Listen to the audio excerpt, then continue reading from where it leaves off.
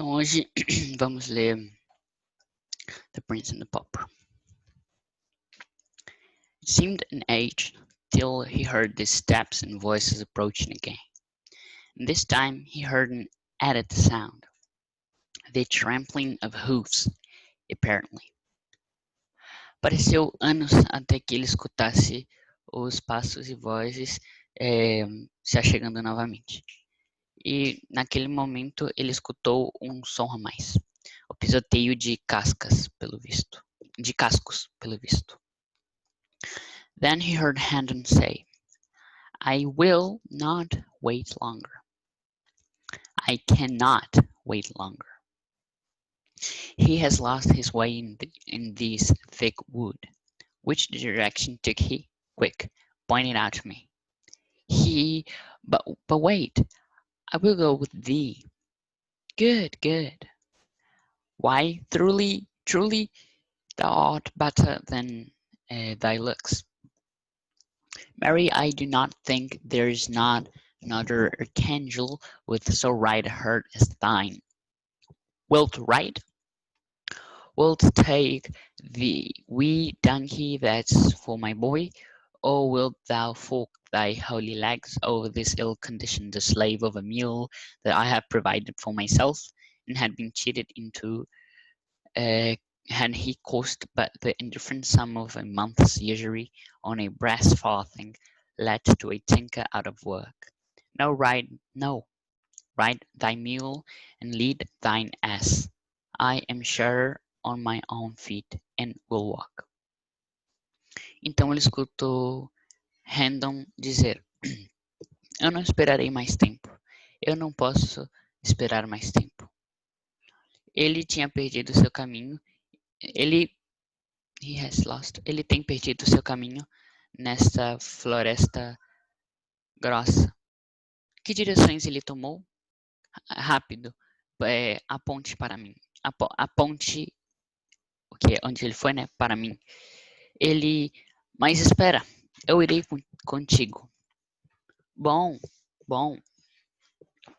porque verdadeiramente és melhor do que pareces. Felizmente, eu não penso que haja outro arcanjo com tão certo coração como o teu. Você irá cavalgar? Você irá tomar o burro, que é para o meu garoto, ou você... Essa palavra é difícil. Fork. Fork é um garfo. Então, fork é um garfo. Garfo tem 4 coisas, mas também tem uns que são de 2. Então, se está no cavalo, fork, as pernas, é deixar ela... Quando você senta no cavalo, você fica com as pernas abertas, assim, como se fosse um garfo. Então, você vai sentar com a perna aberta. Porque antes as mulheres sentavam, em vez de sentar com a perna aberta, sentavam de lado no cavalo. Então, em vez de ser assim, as mulheres sentavam... Elas sentavam aqui assim, ó, com a perna dobrada. E aí, então, fork é porque ficava como se fosse um garfo. Bom, isso explicado, você irá, isso que a gente acabou de ver, as suas pernas sagradas sobre esta mula escrava mal comportada que eu tenho provisto para mim, e que eu fui enganado, porque ele custa a indiferente soma de uma usura da usura de um mês num quarto de cobre que deixou um latoeiro sem trabalho. Não, cavalga na tua mula e lidere e tome o teu burro. Eu estou mais seguro nos meus próprios pés, e eu irei andar. Then, prithee, mind the little beast for me, while I take my life in my hands, and make what success I may toward mounting the big one. Então, meu senhor, Pegue a minha pequena besta para mim, enquanto eu tomo a minha vida em mãos e faço o que o sucesso eu tenho que montar o grande.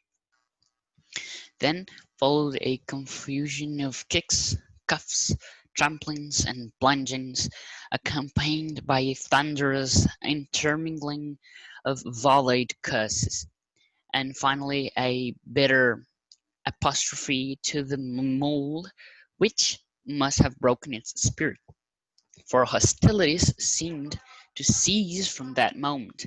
Então se seguiu uma confusão de chutes, bofetadas, pisoteios, penetrações, acompanhado por uma mistura de uma trovoada de salva de maldições e finalmente um apóstrofe amargo à mula.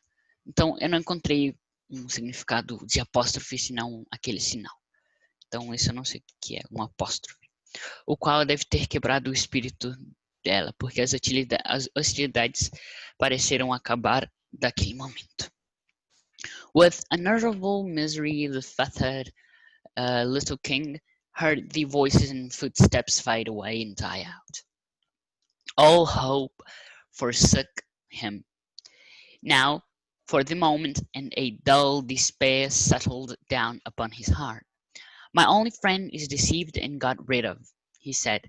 The hermit will return, and he finished with a gasp, and at once fell to struggling so frantically with his bonds again that he shook off the smothering sheepskin. And now he heard the door open. The sound chilled him to the marrow. Already he seemed to feel the knife at his throat. Horror made him close his eyes. Horror made him open them again. And before him stood John Canty and Hugo. He would have said, "Thank God," if his jaws had been free. A moment or two later his limbs were at liberty, and his captors, each gripping him by an arm, were hurrying him with all speed through the forest. Com uma inexprimível miséria, o pequeno rei acorrentado escutou as vozes e passos desaparecerem e morrerem.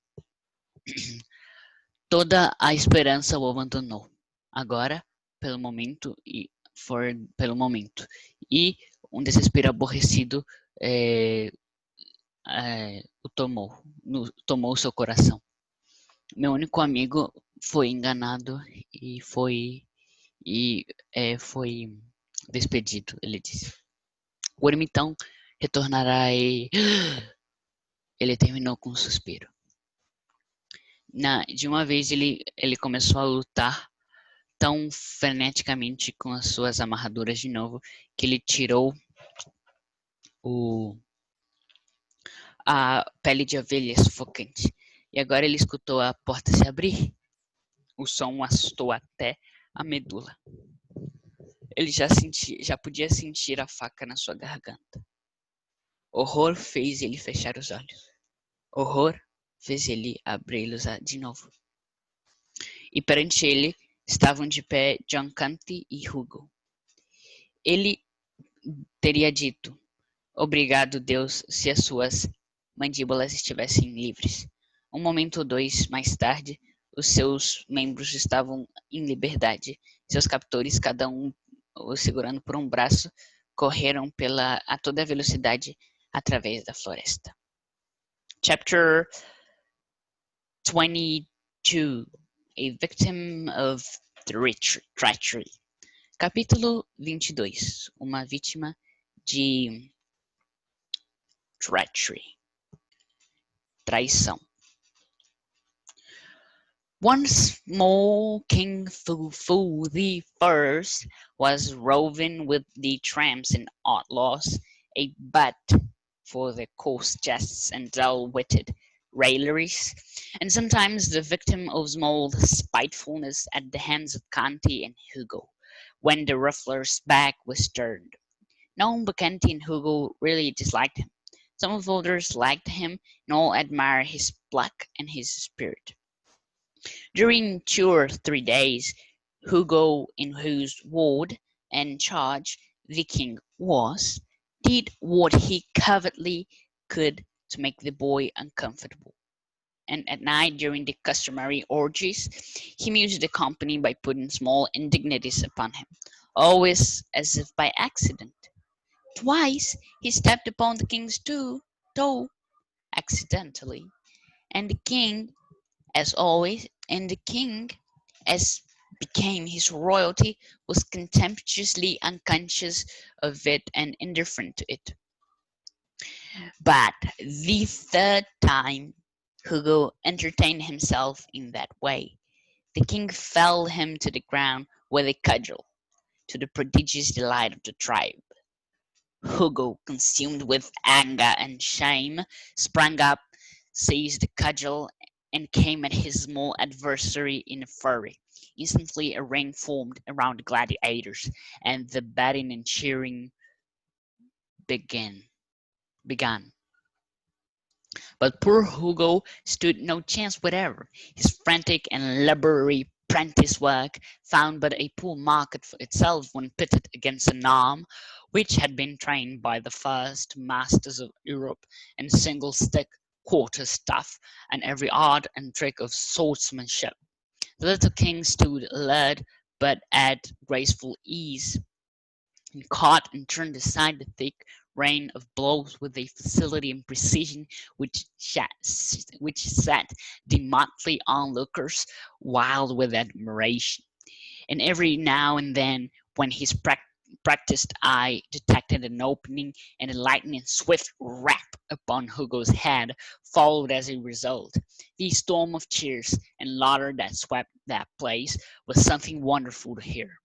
At the end of 15 minutes, Hugo, all battered and bruised, and the target of a pitiless bombardment of ridicule, slunk from the field.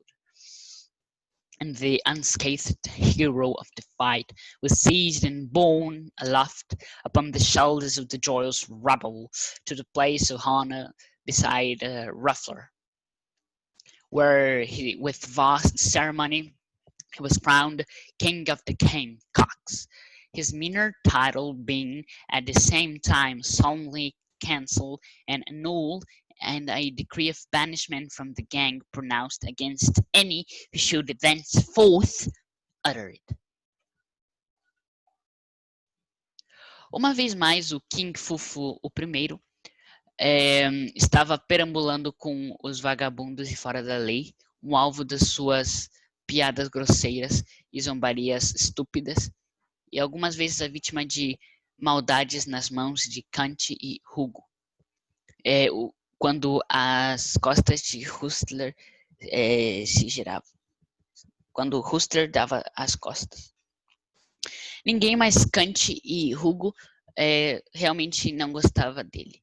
Todos os outros, alguns dos outros gostavam dele e todos admiravam sua coragem e espírito. Durante 2 ou 3 dias, Hugo, no qual o rei estava no qual a custódia e cargo do rei estava, ele fazia o que ele secretamente podia para fazer o menino inconfortável. Na noite, durante as orgias costumeiras, ele surpreendia a companhia, botando pequenas indignidades sobre ele, sempre como se fosse por acidente. 2 vezes ele pisou no pé do rei, acidentalmente. E o rei, como tinha se tornado a sua realidade, royalty, eu não sei o que é, realiza, foi contemptuously, se conteve inconscientemente disso como se fosse indiferente. Mas na terceira vez, Hugo se entreteu daquela forma. O rei o derrubou no chão com uma clava ou cacetete, e para o prodígio, o gosto prodigioso da tribo. Hugo, consumido pela raiva e vergonha, se levantou rapidamente, pegou uma clava e foi ao seu pequeno adversário numa fúria. Instantaneamente, uma roda foi formada entre os gladiadores e as apostas e gritos começaram. Mas pobre do Hugo não tinha uma chance. Não tinha uma chance. Seu frenético e desajeitado trabalho de aprendiz não encontrou um lugar num mercado pobre para ele mesmo quando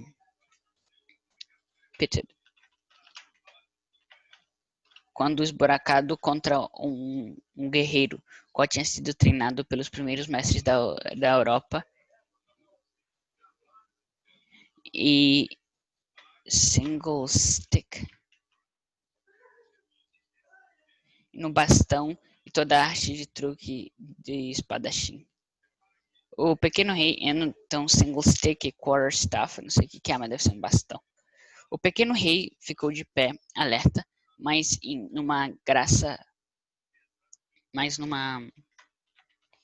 graceful ease, numa facilidade graciosa, e pegava e se girava de lado quando vinha um grossa chuva de pancadas, uma facilidade e precisão, o qual deixava os espectadores variados com admiração.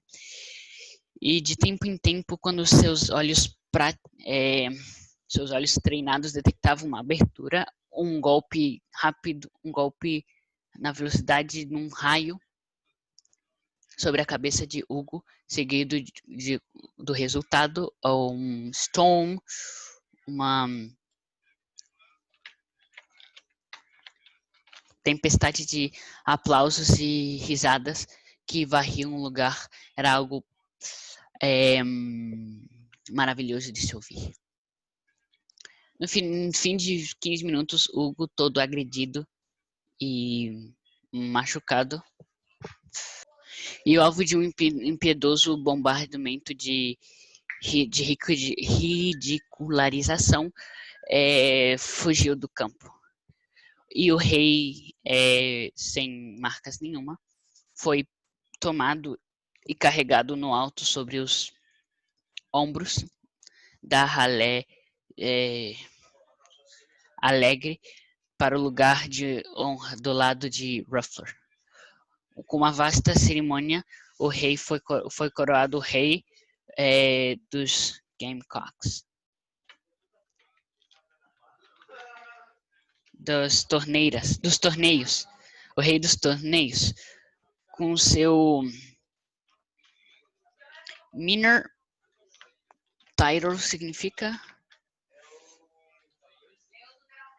o título mais significativo, sendo ao mesmo tempo solenemente cancelado e anulado com decreto de banimento da gangue, que quem pronunciasse contra deveria, a partir de agora, dizê-lo. Então, qualquer um que chamasse ele de King Fulfu the First deveria ser banido.